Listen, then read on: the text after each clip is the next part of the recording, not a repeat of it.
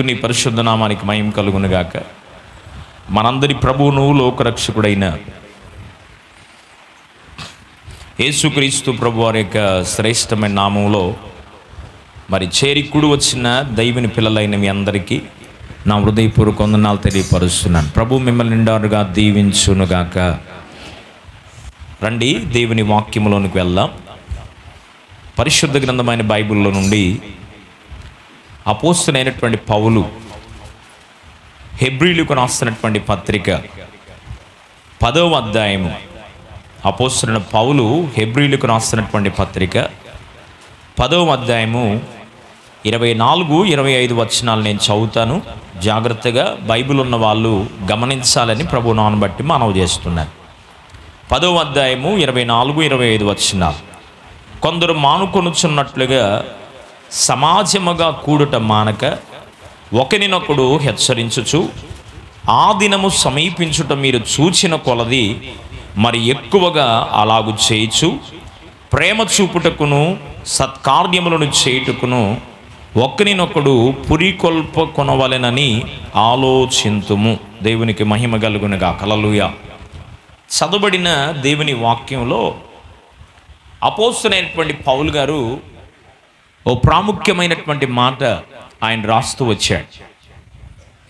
ఏమని ఆయన మాట్లాడుతూ ఉన్నాడు అంటే, ఆ భాగాన్ని మీకు జ్ఞాపకం చేయడానికి ముందుగా 1-2 మాటలు మీకు జ్ఞాపకం చేయడానికి ఆశిస్తున్నాను.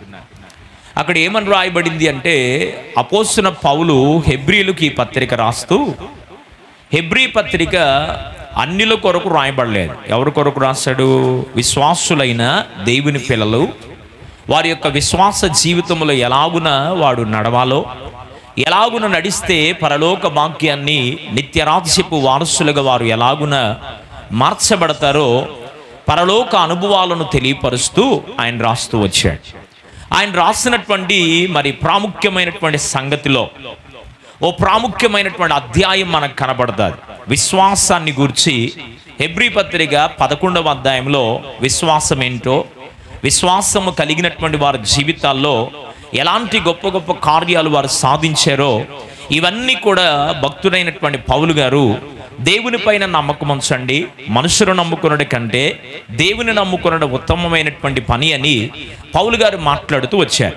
ఈ భాగములో మనం జ్ఞాపకం చేసుకుంటే ఈ గ్రంథానికి ఒక ప్రత్యేకత ఉంది. అదేంటి అంటే, పాత నిబంధన కాలములో, పాత నిబంధన గ్రంథములో ఏవేవైతే కొన్ని ప్రాముఖ్యమైన సంగతులు రాయబడ్డాయో ఆ సంగతులన్నిటినీ కూడా అపోస్తలుడైన పౌలు గారు దేవుని పిల్లలను హెచ్చరిస్తూ ఈ హెబ్రీ పత్రికలో ఆయన రాస్తూ వచ్చాడు.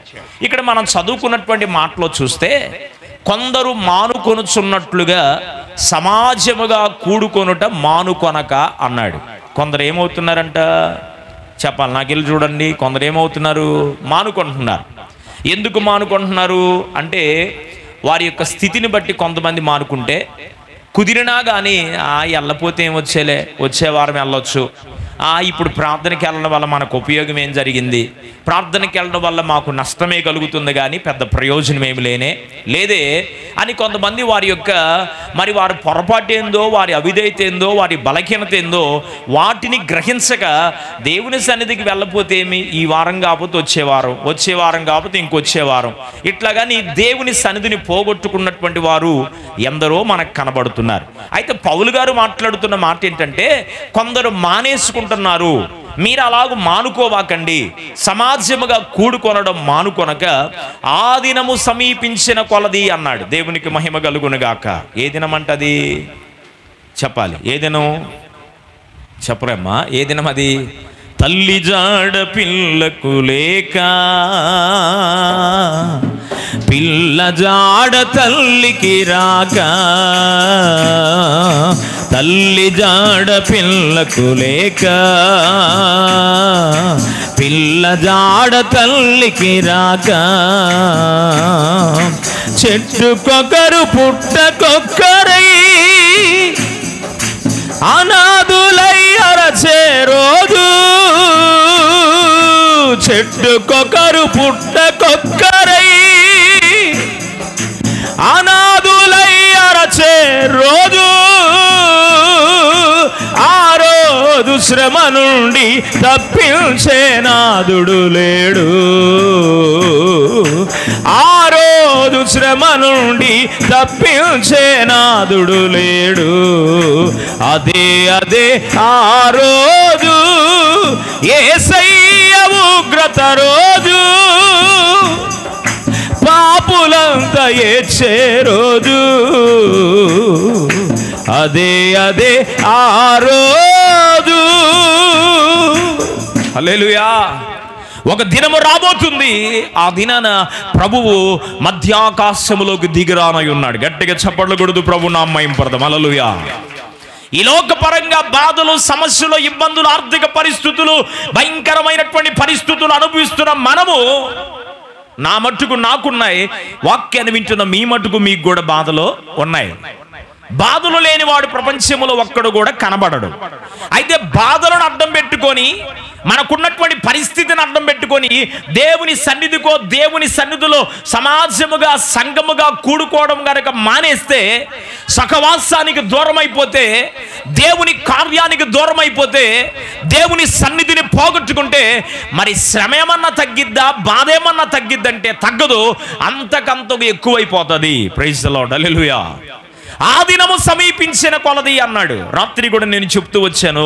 ఆ దినం ఏ దినం అంటే, మత్తయి సువార్త 24వ అధ్యాయం 44వ వచనంలో, మీరనుకొనని గడియలో మనుష్య కుమారుడు భూమి మీదకి తెంచే దినం ఒకటి ఉన్నది గనుక ఆ దినము కొరకు మిమ్మును మీరు సిద్ధముగా పరుచుకోండి అన్నాడు. దేవునికి మహిమ కలుగునుగా. హల్లెలూయా. ఏ దినం అది? ప్రభు వచ్చే దినం. ఎందుకు మిమ్మల్ని సమాజంగా కూడుకోవడం మానుకోవద్దని నేను చెప్తున్నాను అంటే, ఎందుకు మీరు దేవుని సహవాసములోకి రావడం మానుకోబాకండి అని చెప్తున్నాడు పౌలు గారు అంటే, దానికి ప్రధాన కారణం ఏంటంటే, ఆయన రాబోతున్నాడు, పరిశుద్ధులైన వారిని తీసుకొని వెళ్ళబోతున్నాడు. దేవునికి మహిమ కలుగునుగా. హల్లెలూయా.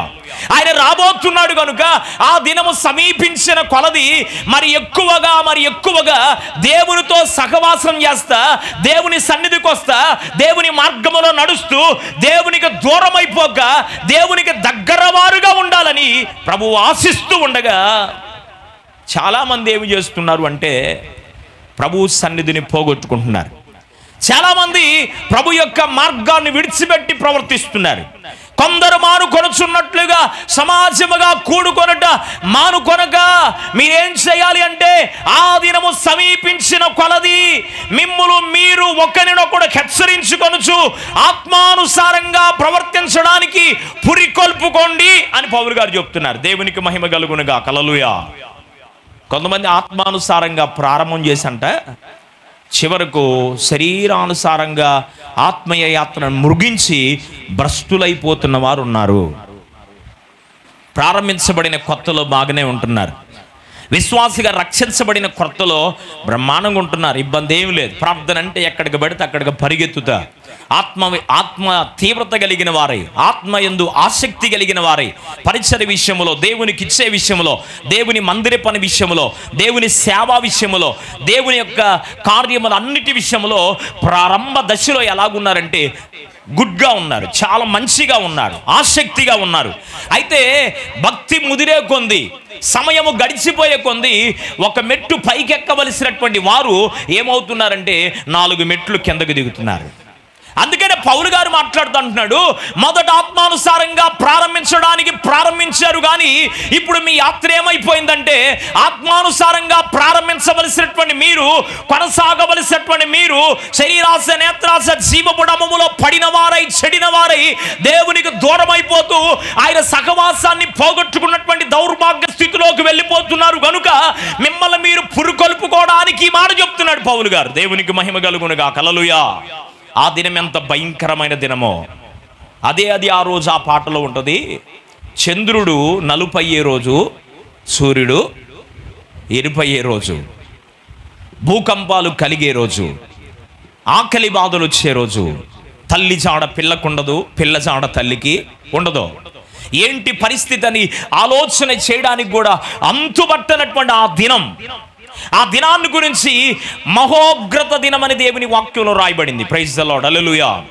మానవుడు దేవుని స్వరూపములో ఉండి, దేవుని పోలికలో ఉండి, దేవుని మార్గములో నడవలసినటువంటి మానవుడు దేవుని మార్గాన్ని అతిక్రమించి నడువడం వలన, పాపమును సంపాదించుకోవడం వలన, పాపం వల్ల వచ్చే జీతము మరణముగా కాగా మరణము వారి నరకానికి తీసుకెళ్ళిపోతుందని దేవుని వాక్యం సెలవిస్తూ ఉండగా, అలాగూ కాకూడదని ఉగ్రత దినము నుండి తప్పించబడాలని ప్రభు మీతో మాట్లాడుతున్నాడు. దేవునికి మహిమ కలుగునుగా. హల్లెలూయా.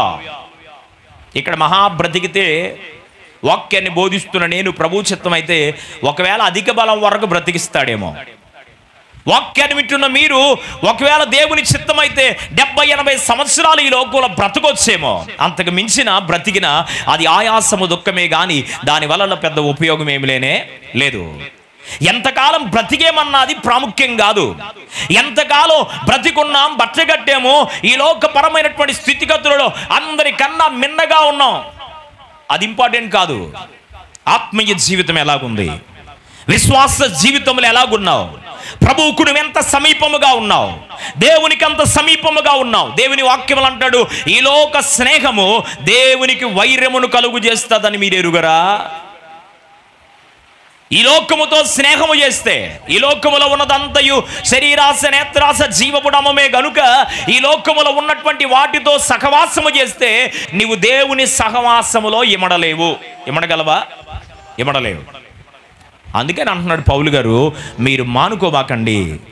సమాజముగా కూడుకోవడం, ప్రార్థనలోకి రావడం, దేవుని సన్నిధికి రావడం, వ్యక్తిగత జీవితంలో ప్రార్థనా జీవితం కలిగి ఉండడం, వ్యక్తిగతంగా ప్రభుతో సహవాసం చేయడం, సంఘపరంగా ప్రభుతో సహవాసం చేయడం.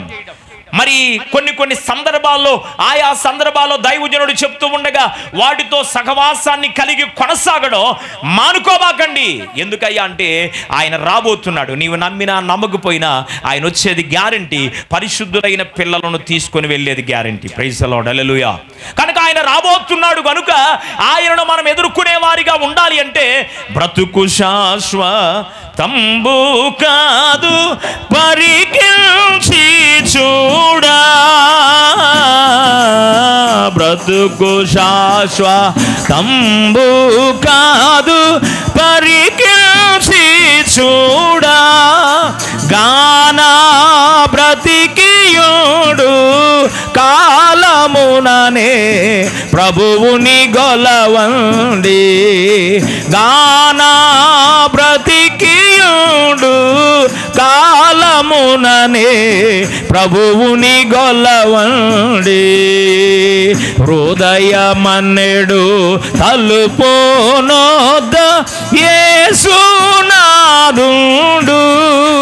నిలచి సదయుడగుచు తాటుచుండు సకల విధములను. హల్లెలూయా. బ్రతుకు శాశ్వతమైంది కాదు గనుక బ్రతికున్నప్పుడే, జీవం ఉన్నప్పుడే, అవకాశాన్ని దేవుడికి ఇచ్చినప్పుడే. ఓ తల్లిగారు ఒక పాట రాశారు, ఆమె పేరు గుర్తులేదు కానీ, నాకు కాళ్ళు చేతులు సరిగ్గా పనిచేస్తున్నప్పుడు నేను నీ సన్నిధిలోకి నడవలేకపోయానయ్యా, నీ మార్గములోకి నేను రాలేకపోయానయ్యా, ఇప్పుడు కాళ్ళు చేతులు పడిపోయి నేను మంచములో ఉన్నానయ్యా, నేను రోగినై పడి ఉండినప్పుడు పిలువలేదు ఏ మనుషుడు, నేను రోగినై పడి ఉండినప్పుడు పిలువలేదు ఏ మనుషుడు, పిలువగానే బదులిచ్చి, పిలువగానే బదులిచ్చి ఆదరించావు, నీ ప్రేమతో నన్ను ఆదుకున్నావు, నీ ప్రేమతో హృదయారణ్యములో నీ కృంగిన సమయములో. అన్ని సరిగా ఉన్నప్పుడు దేవుని సహవాసానికి రాలేకపోతే, కాళ్ళు చేతులు పడిపోయినాక, నోరు పడిపోయినాక, ఇవ్వడానికి శక్తి నీ దగ్గర లేనప్పుడు దేవుని పని మనం ఏం చేయగలుగుతాం? అన్ని సరిగా ఉన్నప్పుడు దేవుని స్తుతించగలిగితే, ఏమున్నా ఏమి లేకపోయినా నా దేవుని సన్నిధిని నేను పోగొట్టకూడదు, నా సంఘాన్ని నేను పోగొట్టకూడదు, నా దైవజనుడితో సహవాసాన్ని పోగొట్టుకోకూడదు, విశ్వాసులైన దేవుని పిల్లల మధ్యలోకి కనీసం జరుగుతున్న ప్రార్థనా కూటాలన్నిటికీ వెళ్ళలేకపోయినా కొన్ని కార్యక్రమాల్లోనైనా నేను పాల్పొంపులు పొంది దైవ సంబంధమైన ఆత్మ సంబంధమైన ఆత్మానుసారంగా నేను జీవించాలి అనే తపన కలిగి బ్రతకాలి మనం. ప్రైజ్ ది లార్డ్, హల్లెలూయా. ప్రభువు వచ్చు దినములు గురించినటువంటి వాగ్దానాలు దేవుడు చాలా చేస్తూ వచ్చాడు, అవునా? కొన్ని వందల వాగ్దానాలు ఆయన రాబోతుండగా జరిగే సందర్భాలు చెప్తూ వచ్చాడు. కరువులు వస్తాయన్నాడు, భూకంపాలు వస్తాయన్నాడు, ఆహారములో కొదువేర్పడిద్ది, కొరత కలిగినటువంటి వారుగా ఉంటాడు. ఓ ప్రాంతంలో నేను చూసిన, మన దేశంలో కాదు ఇతర దేశాల్లో, నీరు దొరకక బురద మట్టి తిని బ్రతుకుతున్నారు. ఏందిని? నీరు దొరకక, ఆహారము దొరకక బురద మట్టిలో ఉన్న ఆ పిండితే వచ్చే ఆ చొక్క నీరు నాలుక పైన వేసుకొని వారు బ్రతుకు జీవనాన్ని కొనసాగిస్తున్నారు. కడుపులో నీళ్ళు కదలకుండా ఇల్లిచ్చి, వాకిలిచ్చి, కుటుంబాన్నిచ్చి, ఆరోగ్యాన్నిచ్చి, ఐశ్వర్యాన్నిచ్చి, ఆహారాన్ని 5 ఏళ్ళు నోట్లోకి వెళ్ళడానికి దేవుడు అవకాశం ఇస్తే నీ నుండి ఆయన ఏం ఆశించట్లేదు. నీ బంగారం తీసుకొచ్చి నాకు దొరిలిచ్చంటలా, నీ వెండంతా తీసుకొచ్చి నాకు ఈమంటలా, నీ ఆస్తిపాస్తులు నాకు రాసిమని అడగట్లా, నీ ధనమంతా కానుక రూపంలో తీసుకొచ్చి మందిరములో బడయ్య అని దేవుడు అడగట్లా. వీటన్నిటికన్నా ప్రాముఖ్యంగా అడుగుతుంది ఏంటంటే, నీవు నా దగ్గరకు రావడం మానుకోబాక అంటున్నాడు. అదే కదా ఆయన అడుగుతుంది. ఏమి తీసుకొని వచ్చి నేను దేవుని దర్శించునంటే, వేలాది నదులంత తైలము, విస్తార తైలము నీకు ఇచ్చినా చాలునంటే, నాకు అవసరం లేదు. విరిగి నలిగిన హృదయం కలిగి నీవు నా సన్నిధిలో పరిశుద్ధులైన దేవుని పిల్లల మధ్యలో ఆత్మానుసారంగా సహవాసాన్ని వదులుకోక సమాజంలో కూడుకొనడం మానుకొనకుండడమే కదా నిన్ను నేను ఆశిస్తుంది అన్నాడు దేవుడు. దేవునికి మహిమ కలుగునుగా. హల్లెలూయా. ముందు ఇది చేస్తే తరువాత నీకేమేమి దేవుని సన్నిధికి తీసుకొని రావాలో, ఏమేమి దేవునికి ఇవ్వాలో ఆ నియమ నిబంధనలు పాటించగలుగుతావు. అసలు చేయాల్సింది చేయకుండా చేయకూడనివన్నీ చేస్తూ దేవుడు నన్ను ఆశీర్వదించాలి, దేవుడు నాతో సహవాసము చేయాలి, ఆయనతో నేను, నాతో ఆయన కూడా ఉండాలంటే అది అయ్యే పని కాదు.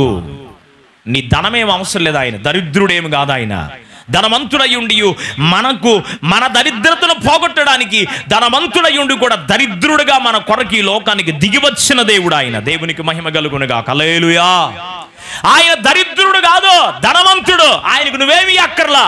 ఏమడుగుతున్నాడంటే, విరిగి నలిగిన హృదయమును దేవునికి ఇచ్చి ఆయన మార్గములో, ఆయన సన్నిధిలో, ఆయన ఆత్మానుసారంగా ఎలాగున నడవమని కోరుకుంటున్నాడో అట్లా నడిస్తే చాలు దేవునికి సంతోషం. ఎందుకు సమాజముగా కూడుకొనట మానుకోబాకండి అని చెప్తున్నారు. ఏదో ఒక వంక చెప్తాం మనం దేవుని సన్నిధికి రావడానికి, అవునా?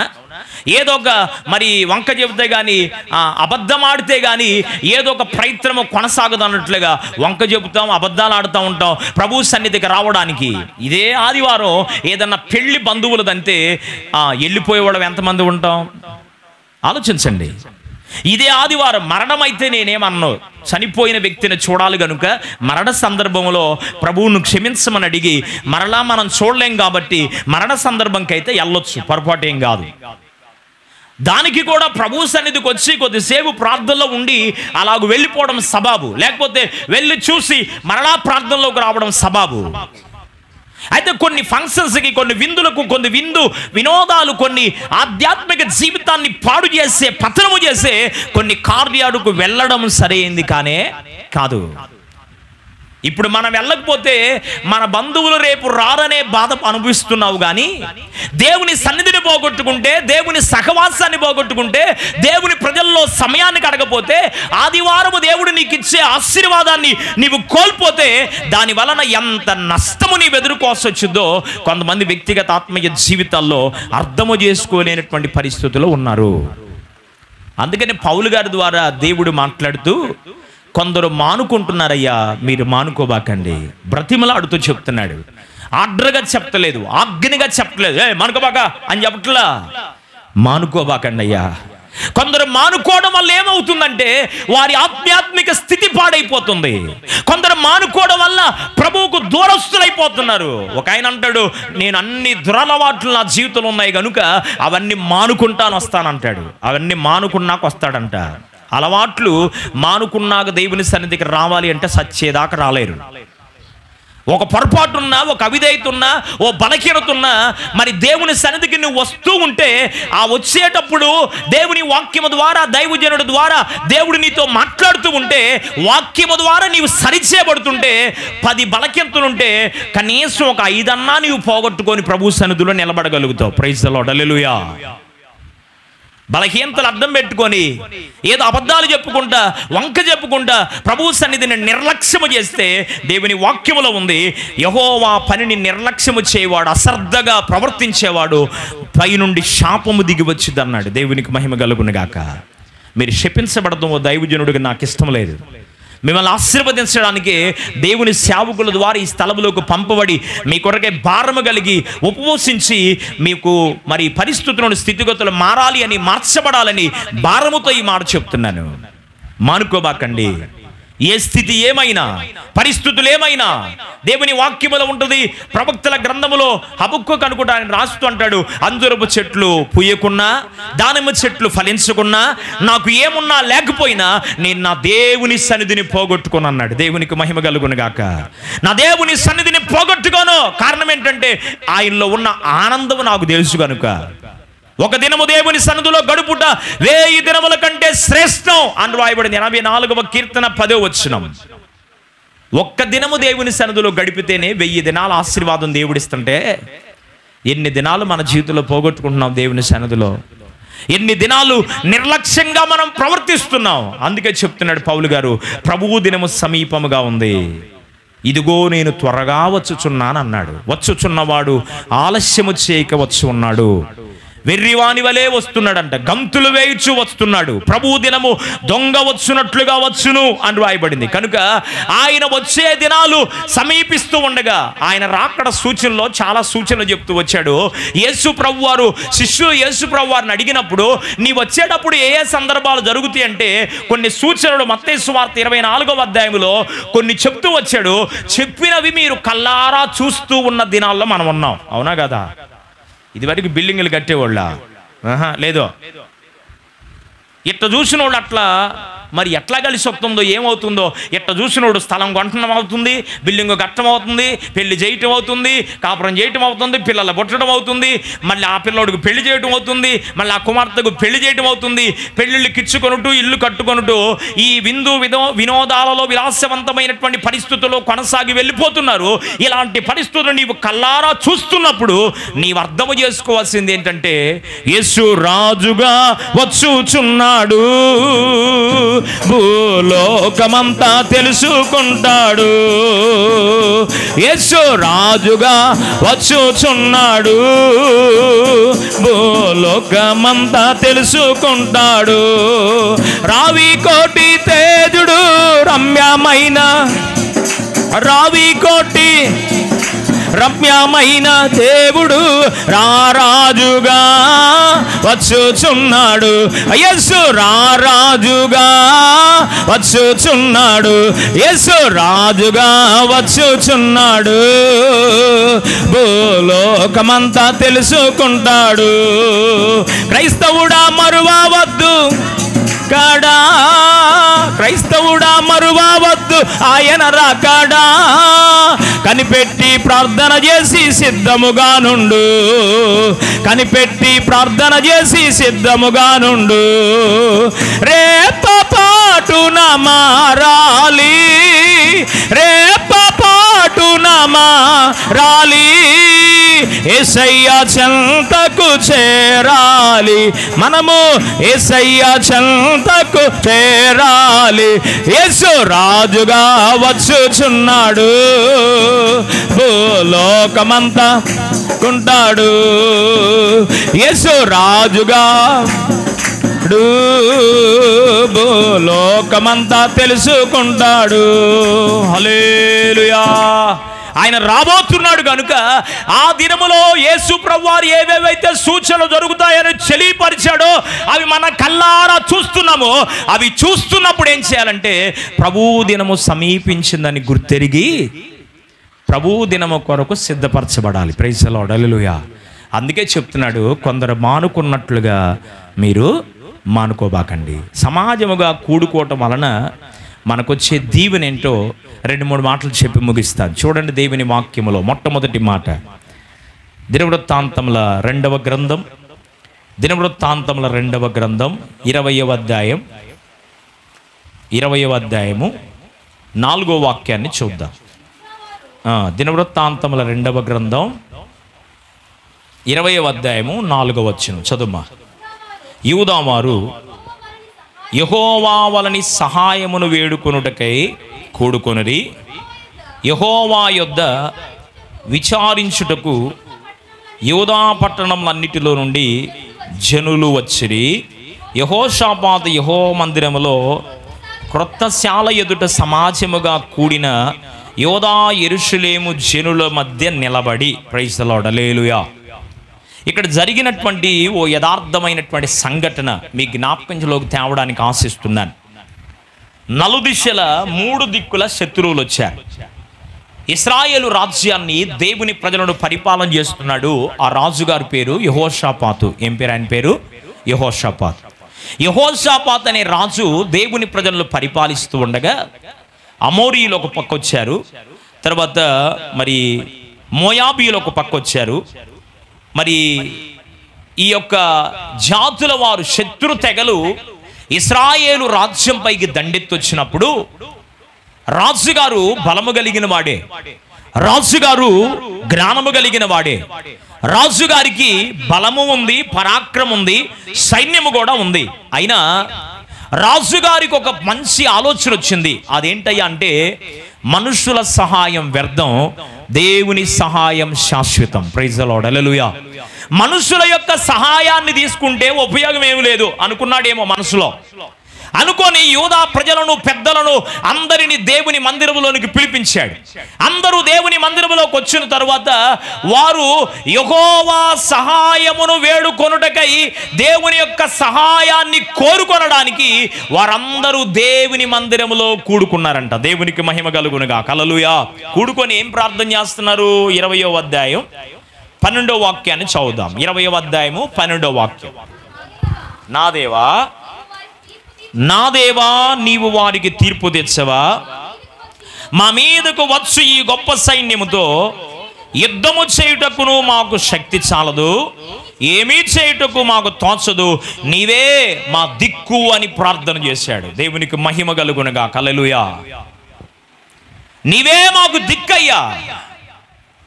ఎందుకు సమాజముగా కూడుకోవడం మానుకోవాకండని వందనాలు చెప్తూ బ్రతిమలాడుతూ ఓ దైవజనుడిగా అపోస్తలుడైన పౌలు గారు చెప్పిన మాట మీకు జ్ఞాపకంలోకి తెస్తూ బ్రతిమలాడుతున్నాను. అంటే మనుషులు చేయలేని సహాయం, మనుషుని వలన కలగని సహాయం శాశ్వతుడైన దేవుని వలన మాత్రమే కలుగుతుంది. ప్రైజ్ ది లార్డ్, హల్లెలూయా. 3 దిక్కుల భయం ఆవరించింది. 3 దిక్కుల నుండి శత్రువులు వచ్చారు. ఒకవైపు సముద్రం ఉంది.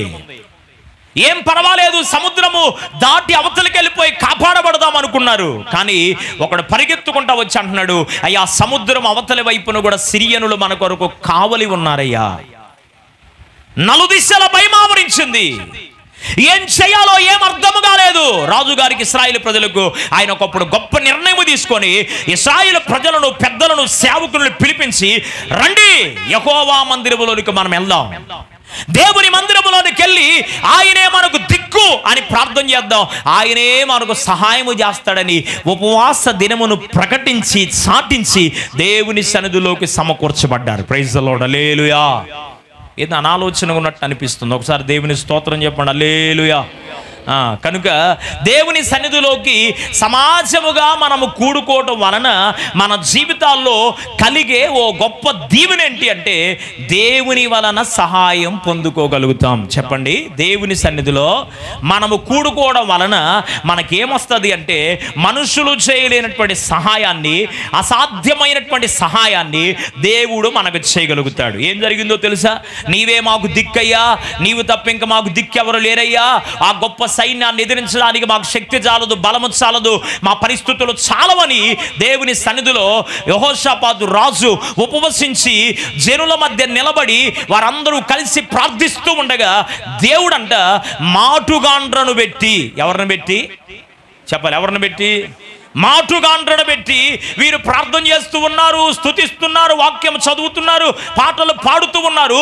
వీరి పనిని వీరు చేస్తూ ఉండగా అద్భుతమైన కార్యం ఏమి జరిగిందంటే దేవుడే మాటుగాండ్రణ పెట్టి వారందరినీ తరిమేశారంటే. ఇప్పుడు గట్టిగా చెప్పట్లు దేవునికి మహిమ కలుగునుగా. హల్లెలూయా. ఈ మాట మీకు చదివించడానికి ఆశిస్తూ ఉన్నాను. దేవుని వాక్యంలో మీరు జ్ఞాపకం చేసుకోండి. 22వ వచనం ఇప్పుడు చదవద్దులేండి, ఇప్పుడు చదవబాకండి. 22వ వచనం 20వ అధ్యాయం 2వ దినవృత్తాంతముల గ్రంథం 20వ అధ్యాయము 22వ వాక్యం మీరు చదివితే అక్కడ ఉంది, మాటుగాండ్రను పెట్టి దేవుడే వారి శత్రువులను తొలగించేశాడంట. Praise the Lord. హల్లెలూయా. కనుక నీ శత్రువేదో, నీ బలమేదో, నీకున్న పరిస్థితి, నీకున్న స్థితిగతులేవో నాకు తెలియపోవచ్చు, కానీ దిక్కు నీవేనయ్యా, నీవు తప్ప నాకు ఇంకా సహాయం ఎవరో లేరయ్యా అని దేవుని సన్నిధిలో సమాజముగా నీవు కూడుకొని ప్రార్థించగలిగితే దేవుడు నీకు సహాయాన్ని చేయగలుగుతాడు. 121వ కీర్తనలో కొండల తట్టు నా కనులెత్తుచున్నాను, నాకు సహాయము ఎక్కడి నుండి వచ్చునయ్యా, నీ వలన తప్ప నాకు ఇంకే దిక్కు నుండి సహాయం లేదు కదా అన్నాడు భక్తుడు.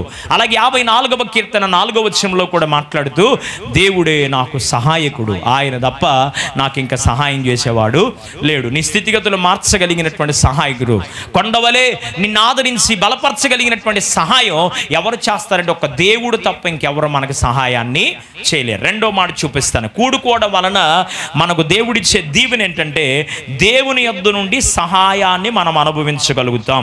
రెండో మాట అపోస్తుల కార్యముల గ్రంథము 10వ అధ్యాయము, అపోస్తుల కార్యముల గ్రంథం 10వ అధ్యాయము 33వ వచనాన్ని చదువుదాం. అపోస్తుల కార్యముల గ్రంథం 10వ అధ్యాయం 33వ వచనం.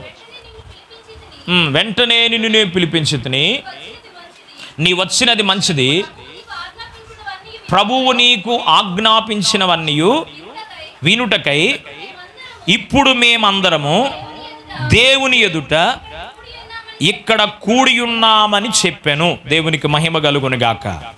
దేవుని సన్నిధిలోకి నీవు మానుకొనక కూడి వస్తే నీకు ఇచ్చే దీవెన ఏంటంటే దేవుడు తన వాక్యము చేత నిన్ను బలపరుస్తాడు. Praise the Lord. హల్లెలూయా. ఇప్పుడు మనిషిగా నేను మాట్లాడుతున్నాను, నా మాటలు పెద్దగా మీకు ఆశీర్వాదాన్ని కలిగించకపోవచ్చేమో, కానీ నా మాట వింటే రాదు, కానీ నేను చెప్తున్న దేవుని మాట వింటే మీకు దీవెన కలుగుతుంది. Praise the Lord. హల్లెలూయా. మన పరిస్థితులు, స్థితిగతుల్లో కృంగిన వేళ, బలహీనమైపోయినటువంటి వేళ, దిగజారిపోయినటువంటి వేళ మనల్ని బలపరచదగింది ఏంటంటే జీవము కలిగిన దేవుని మాటే. ఆయన మాట మనల్ని బ్రతికించేది. ఆయన మాటలో ఎంత శక్తి ఉందంటే, మాటతో సృష్టిని కలుగజేసితివి, మాటతో శవముకు జీవమిచ్చితివి, మాటతో సృష్టిని కలుగజేసితివి, మాటతో శవముకు జీవమిచ్చితివి, మాటతో పాప క్షమాపణ చేయక, మాటతో పాప క్షమాపణ చేయక, ప్రాణము సిలువలో దారబోసితివి, ప్రాణము సిలువలో దారబోసితివి, భజయంతుము నిను దేవా యెహోవా శ్రీయేస రక్షణకర్త, శరణు శరణు మా దేవ యెహోవా, శరణు శరణు మా దేవ యెహోవా, మహిమాన్విత చిరజీవనిధి. హల్లెలూయా. మాటతో సృష్టిని కలుగు చేసిన దేవుడు, మాటతో శవాన్ని లేపిన దేవుడు, మాటతో ఎండిన ఎముకలలో జీవాన్ని కలుగు చేసిన దేవుడు. అలాంటి శక్తి కలిగిన దేవుని మాటలు నీకు ఎక్కడ వినబడతాయి అంటే నీవు సమాజముగా కూడుకుంటే వినబడతాయి. Praise the Lord. హల్లెలూయా. నీవు దేవుని సన్నిధిలోకి వస్తే, దేవుని జీవము కలిగిన సన్నిధిలోకి వస్తే ఆ మాటలు నీకు వినబడతాయి. వినబడినప్పుడు నీ బ్రతుకు మార్చబడుతుంది, వినబడినప్పుడు నీ మనస్సు మార్చబడుతుంది, వినబడినప్పుడు నీ హృదయము మార్చబడుతుంది, వినబడినప్పుడు వినుట వలన విశ్వాసము కలుగును, అది క్రీస్తుని గూర్చిన మాట వలన మాత్రమే కలుగును. దేవునికి మహిమ కలుగునుగా. ఎవరి మాట వినాలి? లోకములో ఉన్న మాటలంటే పాడైపోతావు, చెడిపోతావు. చెప్పుడు మాటలని కుటుంబాలను, జీవితాలను నాశనము చేసుకుంటున్న వారు ఎంతమంది. Praise the Lord. హల్లెలూయా. చెడు మాటలు విని, అసహ్యమైన మాటలు విని, సరసోక్తుల మాటలు విని, బూతు మాటలు మాట్లాడుతా జీవితాలను పతన స్థితిలోకి నడిపించుకున్నటువంటి వారు పెక్కుమంది ఉన్నారు, నాశనం అయిపోతున్నారు, పతనానికి అప్పగించబడుతున్నారు. అయితే ఆ మాటల వల్ల నో యూస్, ఉపయోగం ఏం లేదు మనకి. ఏ మాట వలన ఉపయోగం అంటే యేసయ్య మాట నీ వినుట వలన ఉపయోగం. ఎందుకు కూడుకున్నారని కొర్నేలి గృహంలో పేతురు గారు దేవుని వాక్యాన్ని చెప్పడానికి వస్తే కొర్నేలి అక్కడ ఉన్న సహోదరులు పేతురు గారితో మాట్లాడుతున్నాడు, అయ్యా నీవు దర్శనమిస్తే ఇక్కడికి వచ్చావు, మేమెందుకు కూడుకున్నామో తెలుసా, నీ మాటలు వినాలని కూడుకున్నాం అన్నాడు. ప్రైజ్ ది లార్డ్, హల్లెలూయా. ఇప్పుడు సమాజముగా కూడుకోవడం వలన మన జీవితంలో దేవుడిచ్చే రెండవ దీవెన ఏంటి అంటే ఆయన మాటలు వింటాం. ఆయన మాటలు మన పరిస్థితిని, స్థితిని, గతిని మార్చగలుగుతాయి. మూడో మాట చెప్తున్నాను దేవుని వాక్యంలో సమూయేలు మొదటి గ్రంథం 7వ అధ్యాయం, సమూయేలు మొదటి గ్రంథం 7వ అధ్యాయము మరి 9-10 వచనాలు, 5వ వచనం నుండి 9-10 వచనాలు మనం చదివితే అక్కడ రాయబడుతున్నటువంటి మాట ఏంటంటే మొదటిగా మరి 7వ అధ్యాయం 5వ వచనం, తర్వాత 9వ అధ్యాయము మరి 7వ అధ్యాయంలోనే 9-10 వచనాలు, 7వ అధ్యాయం 9-10 వచనాలు మీరు చదివితే ఎందుకు సమాజముగా కూడుకోవడం మానుకోవాకండి అని బ్రతిమలాడుతున్నాడు పౌలు గారు అంటే శత్రువు పైన జయాన్ని ఇస్తాడంట దేవుడు. ఏమిస్తాడు చెప్పాలి. సమాజంగా కూడుకోవడం మానుకోకుండా సమాజ మందిరానికి వస్తుంటే, దేవుని సన్నిధికి వస్తుంటే, దేవుని సన్నిధిలో మనం కాలం గడుపుతుంటే మనకు దేవుడిచ్చే దీవెన ఏంటి అంటే ఏ శత్రువు మనకున్నాడో శత్రువు పైన మనకు జయాన్ని దేవుడిస్తాడు. మనకు 2 శత్రువులు ఉన్నారు. ఎవరంట? 2 శత్రువులు ఉన్నారు. నెంబర్ 1 కనబడని శత్రువు, రెండవది కనబడే శత్రువు. చెప్పండి. కనబడని శత్రువులు మనతో మంచిగానే ఉంటారు, కానీ మన వెనకాలే పిచ్చి మాటలు మాట్లాడుతూ ఉంటారు. వీళ్ళు ఎవరు అన్నారంటే వేషధారులు అని చెప్పొచ్చు వాక్య ప్రకారం. ఎవరంటే వీళ్ళు మనతో భలేగా ఉంటారు. అక్క నువ్వంటక్క, నీ బాధ వస్తే నాకు గదంటక్క బాధ, నువ్వు లేకపోతే ఎట్టక్క అని పైకి భలే మాట్లాడతారు. లోనేమనుకుంటారంటే ఎట్టే ఉండాలి వీళ్ళకి, ఎట్ట మాట్లాడతారు, ఎట్ట ఉండపోతే ఎట్ట అనుకుంటారు మనసులో. వీళ్ళు కనబడని శత్రువులు. కనబడే శత్రువులు ఉంటారు. పచ్చగడ్డెత్తే తగలబడిపోయింది వీళ్ళిద్దరి మధ్యలో. దేవునికి మహిమ కలుగును గాక. ఇంకో శత్రువు ఉన్నాడు మనకి. అస్సలు శత్రువు ఎవరంటే అపవాది ప్రధాన శత్రువు అయితే వాడికన్నా శత్రువు ఈ పాడైపోయేటువంటి శరీరమే మనకు శత్రువు. ఏది చెప్పాలా? ఎవడి శరీరం వారికి శత్రువు. నా శరీరం నాకు శత్రువు. కారణం ఏంటంటే ఆత్మీయంగా ఉపవసించి ప్రార్థన చేయాలంటే వెంటనే శరీరం ఏమనేదో తెలుసా, ఊరుగా వారంలో 4 సార్లు ఉపవాసం ఉంటున్నావు, మళ్ళీ ఈరోజు కూడా ఉపవాసం ఉంటే ఆరోగ్యం చెడిపోతే అసలే నీకు లో బీపీ ఉందరా, నువ్వు లో బీపీ వచ్చి మంచాన్ని పడిపోతే భార్య పిల్లలేమో తండ్రి ఏమవ్వాలా, వాళ్ళ పరిస్థితి ఏమవ్వాలని నా శరీరం నాతో మాట్లాడుతూ ఉంటుంది. ఆ ఊహ మాట్లాడుతూ ఉంటుంది, ఆ మనస్సు మాట్లాడుతూ ఉంటుంది.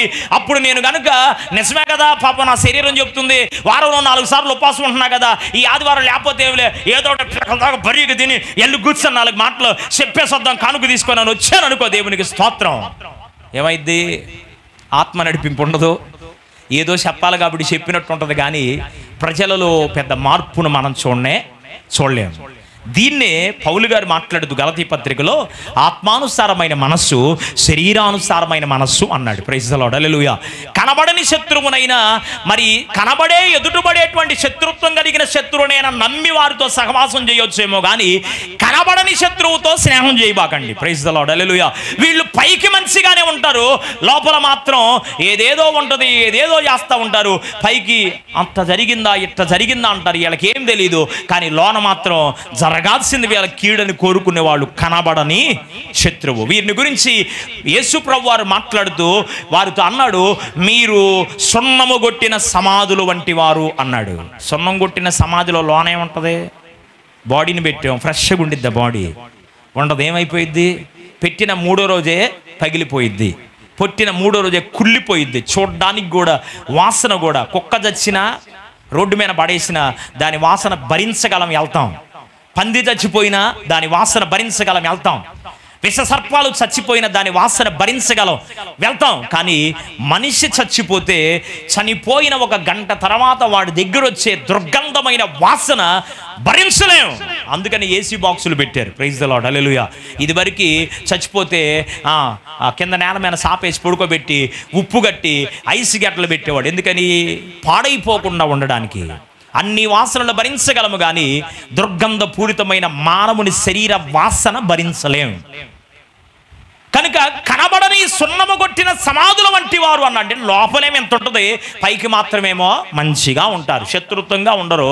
శత్రువు నమ్మితే కదా గొంతు కోసేది, నమ్మకపోతే ఎట్టగొత్తాం, అంతేనా? ఇప్పుడు నమ్మిస్తారు, నమ్మించిన తరువాతే వాళ్ళు ముంచేస్తారు. దేవునికి మహిమ కలుగునుగా, హల్లెలూయా. కనుక కనబడని శత్రువును నమ్మబాకండి, కనబడే శత్రువునైనా నమ్మండి, వాడిని ప్రేమించండి, ఆదరించండి, దగ్గరకు తీయండి. వారి శత్రుత్వం నుంచి దేవుడు విడుదల కలుగు చేస్తాడు. మత్తయి సువార్తలో ఉంది, నీ శత్రువుల క్షేమము కొరకు ప్రార్థించమన్నాడు. ఎవడైనా నీకు కనబడి నీకు శత్రుత్వంగా ప్రవర్తిస్తుంటే వాడి కొరకు నువ్వేం చేయాలి చెప్పాలి, ఏం చేయాలి? వాడి కొరకు ప్రార్థన చేయమన్నాడు. కనుక శత్రువు పైన నీకు జయం ఇవ్వాలి అంటే శత్రువులను సైతం మిత్రులుగా మార్చగలిగిన దేవుని సన్నిధిలో సమాజముగా కూడుకొనడం మానుకోకూడదు. ప్రైజ్ ది లార్డ్, హల్లెలూయా.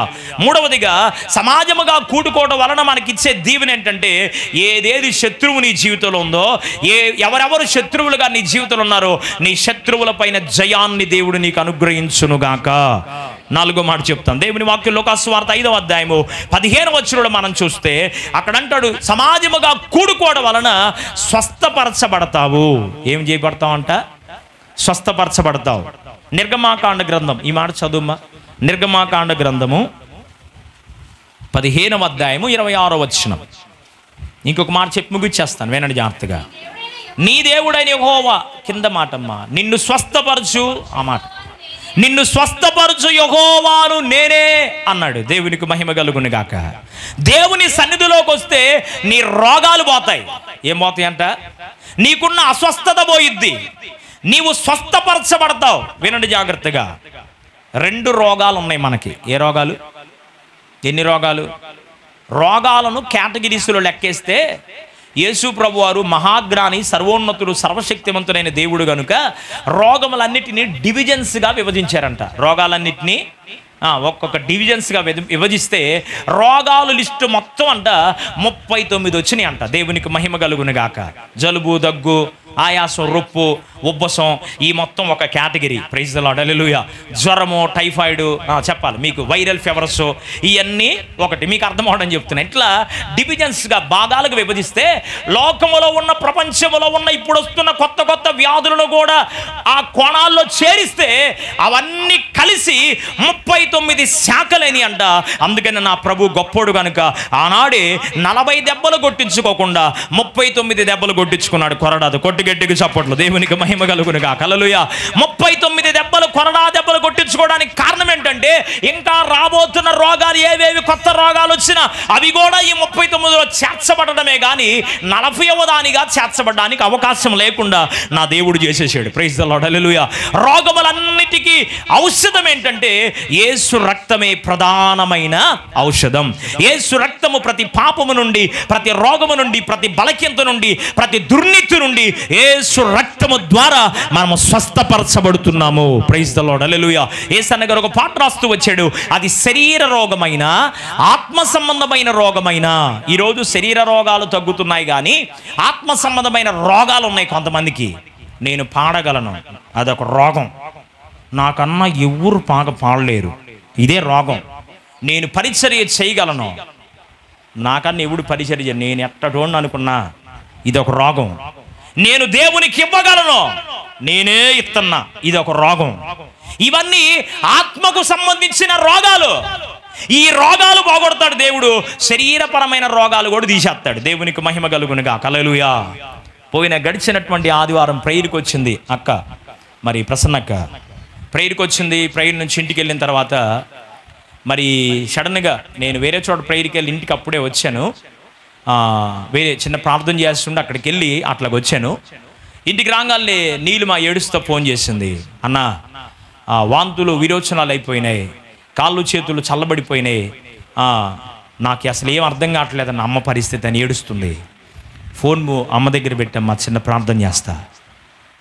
ఫోన్లోనే, నీవు తప్ప ఇంకా మాకు దిక్కెవరో లేరయ్యా, నీ సహాయతను చేయగలిగిన దేవుడు నీవు నాయనని, స్వస్థపరచు యెహోవా నీవు గనుక, నీ పొందిన దెబ్బల చేత, గాయముల చేత స్వస్థపరుస్తానని వాగ్దానము చేసావు నాయన. నీ దాసురాల్ని ప్రభువా నీ కృపలో దర్శించయ్యా అని ఫోన్లో చిన్న ప్రార్థన చేశాను. చేసినాక అన్న చీరాల హాస్పిటల్కి ఆటోలో తీసుకొస్తున్నామంది. చీరాలు తీసుకొచ్చినాక మళ్ళీ చెయ్యమ్మా అన్నాను. తర్వాత చీరాలు తీసుకొచ్చారు, హాస్పిటల్లో ట్రీట్మెంట్ జరుగుతుంది. మరలా 6 గంటల సమయంలో నేను ఫోన్ చేశాను.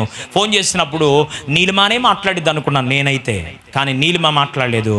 అక్క మాట్లాడింది నాతో, అయ్యా కొద్ది కాలు నొప్పులుగా అట్లాగుంది, నాకు ట్రీట్మెంట్ జరుగుతుంది కానీ అవి ఒళ్ళు నొప్పులు వచ్చేస్తున్నాయ్యా. వాస్తవానికైతే ఈరోజు మందిరంలో సజీవురాలిగా దేవుడు ప్రసన్నక్కను కూర్చోబెట్టాడు అంటే 100% నేను చెప్తున్నాను, అది ప్రభువు జరిగించిన కార్యమే. కొట్టాలు గట్టికి చప్పట్లు, దేవునికి మహిమ కలుగును గాక.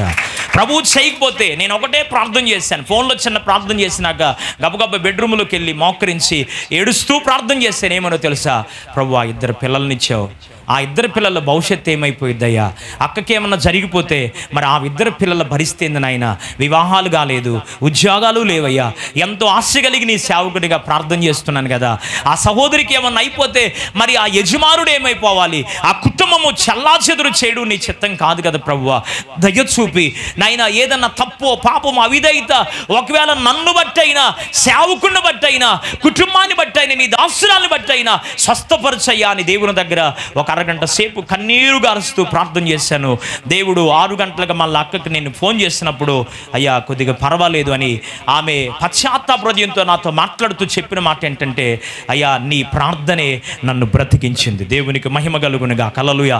నేనంటాను, నా దేవుడు నా ప్రార్థన ఆలకించాడు కనుక అక్క విషయంలో గొప్ప కార్యాన్ని చేశాడు. నేను గొప్పోడిని కాదు, ప్రార్థన ఆలకించిన నా దేవుడు గొప్పోడు. Praise the Lord. హల్లెలూయా.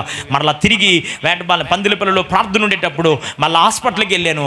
మళ్ళీ హాస్పిటల్కి వెళ్ళి చిన్న ప్రార్థన చేస్తే మరి అక్క పర్వాలేదు, నీకు ఇంకా ప్రాణాపాయం ఏముండదు. వచ్చిన సమస్య ఏంటి అంటే షుగర్ లేదు, మరి అన్ని నార్మల్గా ఉన్నాయి, కానీ బీపీ పడిపోయింది. బీపీ లెగవట్లేదు. ఉదయకాలం మధ్యాహ్నం తీసుకెళ్ళినటువంటి వ్యక్తి జీవితంలో మరి సాయంకాలం 8:30కు నేను వెళ్ళినప్పుడు కూడా ఆ బీపీ రేజ్ అవ్వలేదు, బీపీ రావట్లేదు, బీపీ పెరగట్లేదు. బీపీ డౌన్ అయిపోయిందంటే మరి గుండెకి సంబంధించో ఆరోగ్యానికి సంబంధించో ఏదో ఒక ఇబ్బంది కలుగుతున్నట్లే. మరి పెద్ద హాస్పిటల్కి తీసుకెళ్ళిపోతామేమో అని వారికి వచ్చింది. అయినా దేవునికి స్తోత్రం, నేను ప్రార్థన చేసి వెళ్ళాను. మళ్ళా తిరిగి దైవజనులకు చెప్పాను. ఆ ఉదయకాల సమయంలో దేవుని సేవకులు చార్లెస్ ఫిన్నయ్య గారు కూడా మరి అక్క దగ్గరికి వెళ్ళి హాస్పిటల్లో, లతా హాస్పిటల్లో ప్రార్థన చేసి వచ్చారు దైవజనులు.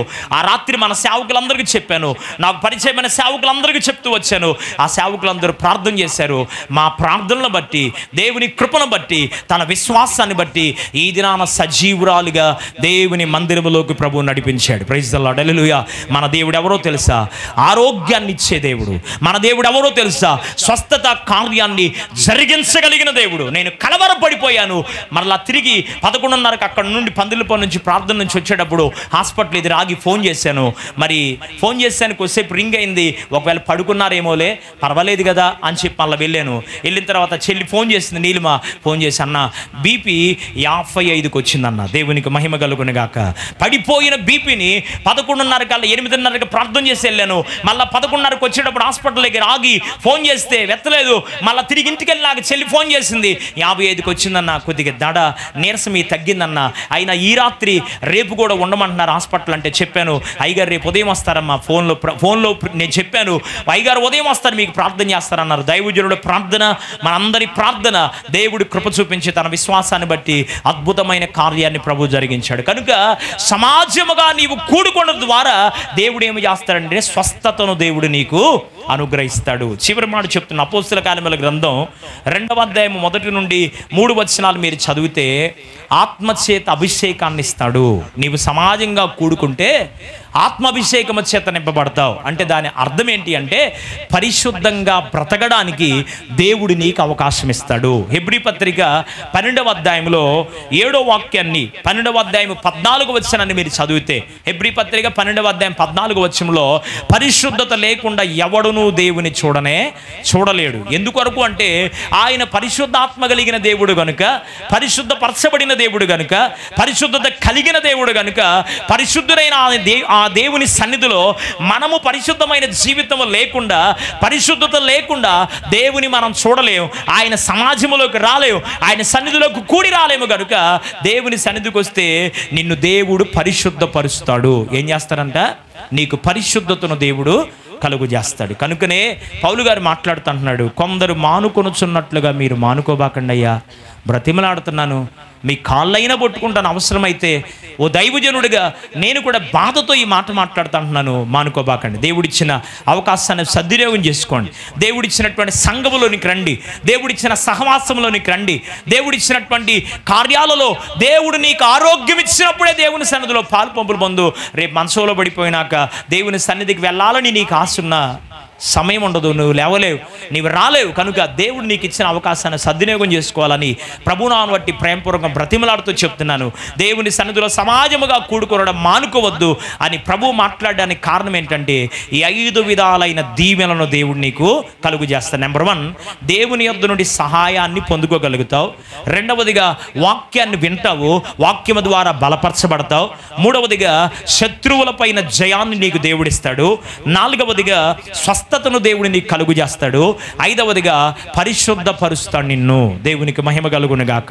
ఇట్టి కార్యాన్ని మన జీవితంలో చేయడానికి కొరకే ఎక్కడో ఉండి ఆయన చెప్పలేదు కానీ ఫిలిప్పీలకు రాసిన పత్రిక 2వ అధ్యాయము 6వ వచనం ప్రకారముగా అక్కడ అంటాడు, తండ్రితో కూడా విడిచిపెట్టకూడని భాగ్యమని ఎంచుకొనక తనను తాను రిక్తునుగా చేసుకొని మన కొరకై ధనవంతుడయుండి యేసయ్య దరిద్రుడుగా ఈ లోకానికి దిగివచ్చాడు. ధనవంతుడైన యేసయ్య దరిద్రుడిగా దిగి రావడానికి కారణం ఏంటి అంటే నిన్ను నన్ను రక్షించాలని, నిన్ను నన్ను ఆయనతో కూడా సహవాసంలో ఉంచాలని.